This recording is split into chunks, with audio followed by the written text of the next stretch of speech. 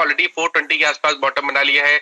आज वॉल्यूम्स के साथ 200 दिनों का मूविंग एवरेज ब्रेक हुआ है। तो सन टीवी में भी खरीदारी की राय रहेगी। स्टॉप लॉसेस 419 के रहेंगे और टारगेट 480 के रहेंगे। जी, तो पहले सन फार्मा की बात की थी मानस ने, जो कि तेजी दिखा गया। अब सन टीवी की बात कर रहे हैं, जो कि 480 रुपए के टारगेट जहां पर देख रहे हैं मानस, 419 का स्टॉप लॉस मेंटेन करें। और दूसरा नाम जो मानस ने चुना है वो मेटल एंड माइनिंग स्पेस से कोल इंडिया को चुना है। करीब 127 रुपए के टारगेट्स के लिए 117 रुपए का स्टॉप लॉस मेंटेन करें। और कोल इंडिया वैसे भी अंडर परफॉर्मर रहा है पिछले कुछ समय में, तो अब हो सकता है यहाँ पे कुछ तेजी देखने को मिले। बात करेंगे हम और भी स्टॉक्स के ऊपर, लेकिन एक और अहम खबर, एक और अहम डेवलपमेंट जो कि आज हुआ, वो है रिलायंस इंडस्ट्रीज को लेकर एक और बड़ा इन्वेस्टमेंट कंपनी के अंदर आया। पूरा डिटेल पहले लेते हैं। यतिन हमारे साथ मौजूद भी है। यतिन, एक और बड़ा इन्वेस्टमेंट करीब 10,000 करोड़ रुपए का, क्या है पूरी डिटेल?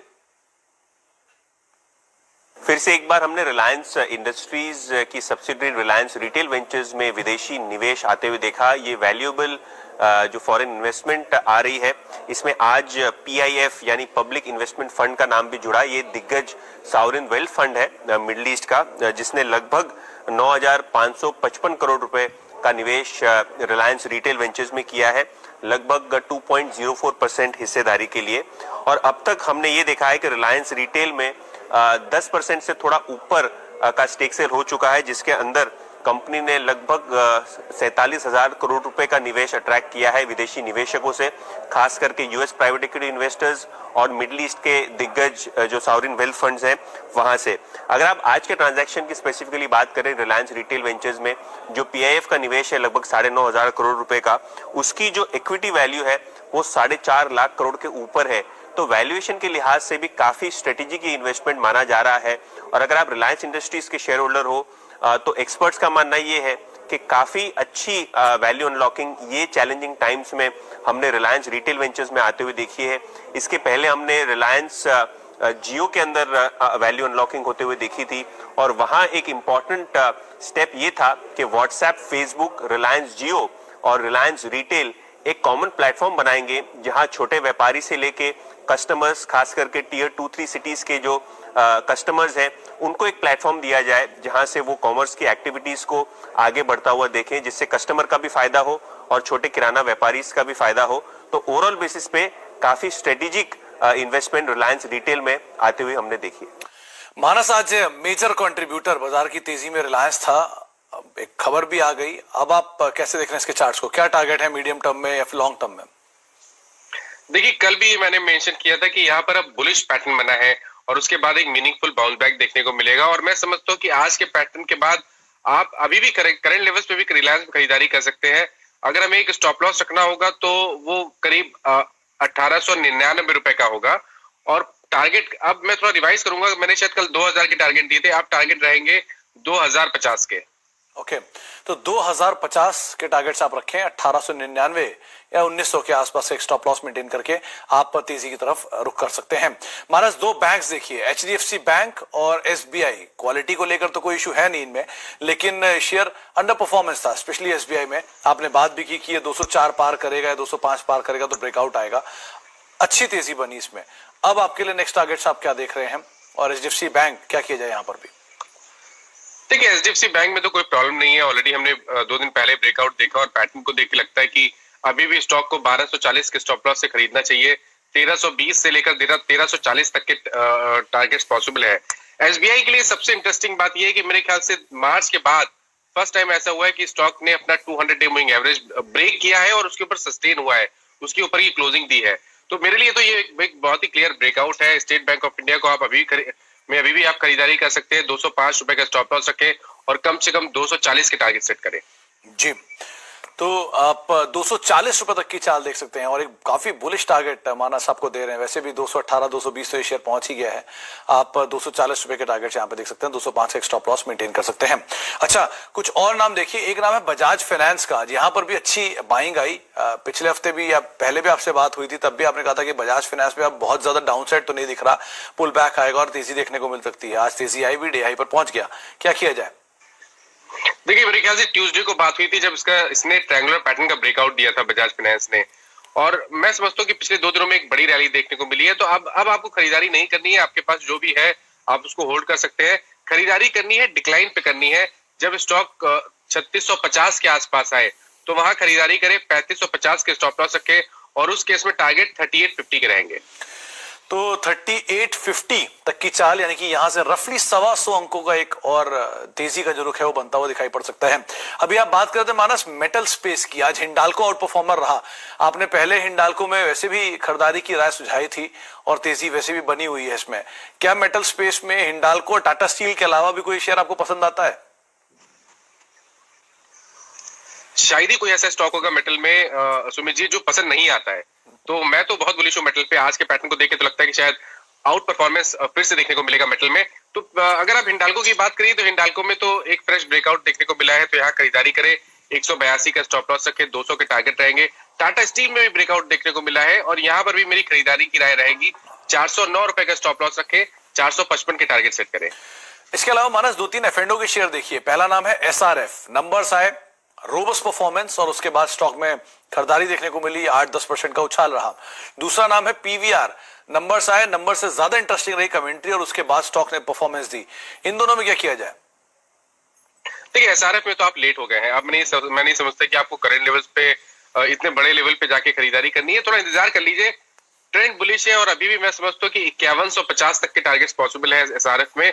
तो आपको करेक्शन पे खरीदारी करनी है। 100 रुपए का करेक्शन आएगा, 125 रुपए करेक्शन आए तब आपको एसआरएफ में खरीदारी करनी है। 4550 के स्टॉप लॉस के साथ 5150 के टारगेट्स पॉसिबल है। पीवीआर तो अभी भी आप खरीद सकते हैं क्योंकि पीवीआर ने पैटर्न तो आज बनाया है। पीवीआर जो रिवर्सल के पैटर्न है वो आज कंफर्म हुए हैं, 100 डे मूविंग एवरेज ब्रेक हुआ है। तो पीवीआर में भी खरीदारी की राय रहेगी। 1148 के स्टॉप लॉस रखे, 1375 के टारगेट रहेंगे जी। तो 1375 तक की चाल यहां पर देखने को मिल सकती है पीवीआर में, लेकिन एसआरएफ थोड़ा नीचे आए, कूल ऑफ हो तब आप इसके अंदर इन्वेस्ट करें। अभी एटलीस्ट आप अवॉइड कर सकते हैं। एक नाम और देखिए, वो है यूनाइटेड स्पिरिट्स का। यहां पर भी नंबर अच्छे आए, शुरुआती तेजी के साथ हुई, फिर गिरावट आई, लोअर लेवल पर अच्छी कमेंट्री मैनेजमेंट की तरफ से आई, जिसके बाद स्ट्रॉन्ग पुल बैक आया। कहां तक चाल देख रहे हैं? क्योंकि बहुत सारे शॉर्ट्स हैं जो कि ऊपरी स्तरों से इस शेयर को नीचे लाए। 640 का लेवल से 540 आ गया है। क्या किया जाए यहां पर? देखिए इस पैटर्न को समझिए। ये पैटर्न ने बॉटम फॉर्मेशन बनाया है 500 रुपए के आसपास, उसका कंफर्मेशन दिया है आज जब स्टॉक ने अपना 100 डे मूविंग एवरेज ब्रेक किया। मैं तो समझता हूँ कि यहाँ से आपको कम से कम 100 रुपए का अपमूव मैकडॉवेल बिल्कुल दिखा सकता है।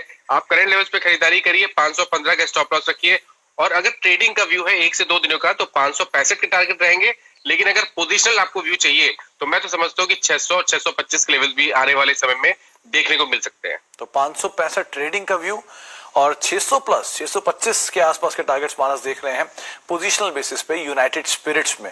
अच्छे नंबर्स हैं, अच्छी कमेंट्री है और उसका एक इंपैक्ट भी देखने को मिला, जोरदार तेजी बनते हुए दिखाई पड़ी। अच्छा मानस, एसबीआई की बात हुई तो आईटीसी पे भी बात, क्या किया जाए? आईटीसी में डे हाई के आसपास बंद हुआ, 3% के आसपास की तेजी के साथ, मुश्किल से चलता है। अब नंबर्स भी हैं, क्या करें? देखिए मुश्किल से चलता है और हर बार जब भी तेजी आती है तो हर इन्वेस्टर उसको बड़ी ऐसी नजरों से देखता है कि अब तो शायद यहाँ से चलेगा। और आईटीसी का पैटर्न खराब नहीं है। मैं तो समझता हूँ कि आज तो बॉटम फॉर्मेशन बना है, आपको आईटीसी बिल्कुल खरीदना चाहिए। आप 200 और मैं 210 225 की बात नहीं कर रहा हूँ। मैं समझता हूँ कि एक केवल पुल बैक के लिए आपको आईटीसी में खरीदारी करनी है। 169 के स्टॉप लॉस रखने हैं। 185 से लेकर 190 तक के टारगेट्स आने वाले 2 दिनों में आईटीसी दिखा सकता है। तो 185 190 जो मानस के लेवल्स हैं, ये भी बहुत बड़ी बात है अगर आईटीसी इतना चलता है तो, क्योंकि बहुत स्लो मूवर है तो समय लेता है। लेकिन माइनस के हिसाब से जल्दी ये लेवल दिखा सकता है 185 190 के, यानी कि यहाँ से 10 से 15 रुपए का अपसाइड ये स्टॉक दिखा सकता है। तो आप उस हिसाब से अपनी पोजीशन को देख सकते हैं। अच्छा मानस, एक नाम और है, वो है सन फार्मा। आपसे ट्यूसडे को जब बात हुई थी तब आपने इसमें तेजी की राय दी थी और वेडनेसडे को इसमें जोरदार तेजी आई, 6% के आसपास का उछाल भी आया। आज भी ये शेयर तेजी में है, 7 रुपए 8 रुपए की बढ़त यहाँ पर रही, 2% आज भी चल रहा है, यानी कि कोई सरेंडर नहीं कर रहा अपनी तेजी को। ये रहेगा आगे कंटिन्यू? देखिए मैं तो मानता हूँ कि सन फार्मा का जो अंडरटोन है वो बुलिश हो गया है। जितने moving average, important moving average होते हैं, आप 20 डे की बात कर लीजिए, 50 डे, 100 डे, 200 डे, सबको इसने ब्रीच कर दिया और बेहतर वॉल्यूम देखने को मिल रहे हैं। आपको करंट लेवल्स पे सन फार्मा में लॉन्ग पोजीशन बनानी है। 494 का स्टॉप लॉस रखे, याद रखें ये पोजीशनल टारगेट स्टॉप लॉस रहेंगे 494 के और टारगेट रहेंगे 540 लेकर 550 की रेंज में। तो 540 550 तक की चाल यहाँ पर देखने को मिल सकती है। सन फार्मा में वैसे भी तेजी का रुख सबसे पहले मानस ने बताया था और उसके बाद से लगातार बना हुआ है, अच्छे मोमेंटम में कामकाज कर भी रहा है।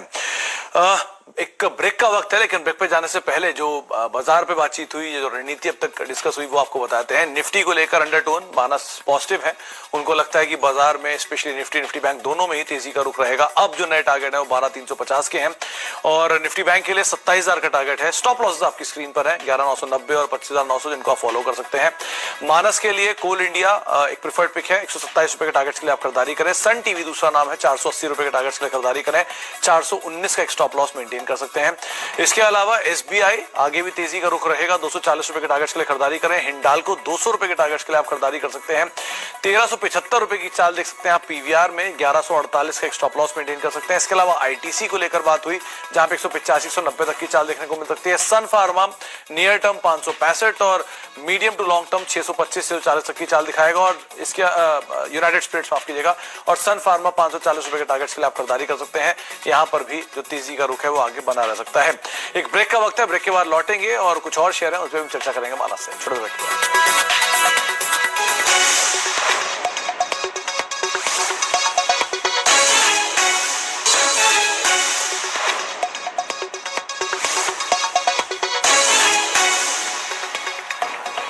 आप देख रहे हैं मार्केट टुडे, हमारे साथ आज के जानकार मानस जायसवाल मौजूद हैं, यतिन भी मौजूद हैं। और मानस, एक अहम शेयर जिसकी हम बातचीत करना भूल गए मेटल स्पेस में, वो था सेल। आज एक 10% का उछाल यहाँ पर देखने को मिला। नंबर्स आने वाले हैं और नंबर से पहले यहाँ पे खरीदारी है। सेल के चार्ट कैसे दिख रहे हैं आपको? बहुत ही पॉजिटिव है और मैंने जैसे पहले मेंशन किया कि मेटल में तो कुछ सोचना समझना नहीं है, पैटर्न सबके बहुत पॉजिटिव है। आप सेल में भी खरीदारी कर सकते हैं। 42 रुपए 50 पैसे के टारगेट सेट करिए, 36 रुपए 50 पैसे का स्टॉप लॉस रखिए।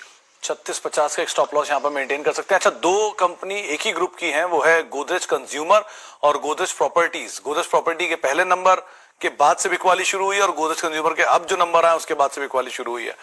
क्या दिख रहा है आपको इन दोनों के चार्ट्स? क्या किया जाए? देखिए, गोदरेज कंज्यूमर ने थोड़ा डिसअपॉइंट किया है क्योंकि 2 दिन पहले स्टॉक के 200 डे मूविंग एवरेज पे सपोर्ट लिया, उसके बाद हाई लेवल पे आज सस्टेन नहीं हो पाया, तो अभी अवॉइड करना चाहिए। मैं समझता हूँ 685 के पहले आपको खरीदारी नहीं करनी है। आपके पास लॉन्ग पोजीशन है तो जब भी उछाल मिले तो निकल जाए। प्रॉपर्टीज की जहां तक बात है, यहाँ पर ट्रेंड नेगेटिव हो चला है और अब आपके पास पोजीशन है तो 875 के लेवल ध्यान रखिए। अगर उसके नीचे फिसले तो अपनी लॉन्ग पोजीशन से जरूर निकले। ओके, तो आपको रणनीति बताई जा चुकी है दोनों स्टॉक्स को लेकर। अच्छा, दो कैश के स्टॉक भी देखिए, एक है सुमितोमो केमिकल, नंबर आए, नंबर्स के बाद शेयर चलता हुआ दिखाई पड़ा। दूसरा है शिल्पा मेडिकेयर, एक बड़े लंबे अंतराल के बाद इसमें आज खरीदारी आई है और अपने आप को उसने होल्ड भी कराया 409 410 की रेंज में, कहीं यहाँ पे रुका, उसके बाद से पुल बैक आया है। क्या किया जाए शिल्पा मेडिकेयर में और सुमितोमो केमिकल में? देखिए, सुमितो की जहां तक बात है, इसने तो ऑलरेडी एक बॉटम बना लिया है 260 के आसपास और अब पैटर्न पॉजिटिव हो गया है, हाइट ऑफ हायर बॉटम्स बनने लगे हैं। तो अब नया टारगेट जो होगा वो 300 रुपए का होगा। आपको खरीदारी अभी करनी है 278, तभी आप खरीदारी करें। आपके पास लॉन्ग पोजीशन ऑलरेडी है तो आप बने रह सकते हैं 420 के स्टॉप लॉस से। 456 के लेवल्स ब्रेक होंगे तो जो नेक्स्ट टारगेट होगा वो करीब करीब 500 रुपए का होगा। तो 420 का एक स्टॉप लॉस मेंटेन करें, बने रहें। 456 वो क्रूशियल लेवल है, जिसे पार करता है तो 500 रुपए तक की चाल भी शायद ये दिखा सकता है, तो जिनके पास है वो बने रह सकते हैं। अच्छा मानस, कल एक और नंबर आने वाला है, वो है यूनाइटेड ब्रिवरीज का। अब यूनाइटेड स्पिरिट्स के नंबर अच्छे आए तो बाजार यही मान के चल रहा है कि यूनाइटेड ब्रिवरीज के नंबर भी बेहतर साइड पे आएंगे और कमेंट्री शायद इनकी काफी पॉजिटिव हो। यहां पर क्या किया जाए? जो आज मूव इसने गैदर किया है कंटिन्यू करेगा और अगर किसी के पास है तो कहां स्टॉप लॉस रखे? बिल्कुल कंटिन्यू करेगा क्योंकि आरएसआई पे पॉजिटिव डाइवर्जन बने हैं। स्टॉक ने 20 डे मूविंग एवरेज ब्रेक किया है तो ये रैली कंटिन्यू होगी और मैं समझता हूँ कि कम से कम आपको 990 के आसपास के लेवल्स देखने को मिल सकते हैं। तो 40 रुपए के मूव के लिए आप खरीदारी कर सकते हैं, फ्रेश खरीदारी कर सकते हैं। 930 के नीचे स्टॉप लॉस रखिए। चलिए, तो 930 के नीचे का एक स्टॉप लॉस मेंटेन करें और आप बने रहें अपनी पोजीशन में, ये आपको मानस ने राय दी है। 953.54 का मौजूदा स्तर देखने को मिल रहा है। इसका स्टांस अभी भी पॉजिटिव है। निफ्टी बैंक को लेकर वो तेजी का रुख देख रहे हैं। उनकी सबसे ज्यादा बुलिश व्यू जो है उनका मेटल स्पेस पर है। टाटा स्टील, हिंडाल्को, सेल, कोल इंडिया, ये कुछ ऐसे नाम है जो कि उनको बेहतर लग रहे हैं इस पूरे स्पेस में। तो आप इन सब स्टॉक्स को देख सकते हैं, इसके हिसाब से रणनीति बना सकते हैं। मार्केट टुडे में फिलहाल इतना ही, लेकिन क्रूशियल वीक है, क्रूशियल समय चल रहा है और बहुत बड़ी तेजी बाजार दिखा चुका है, तो ध्यान से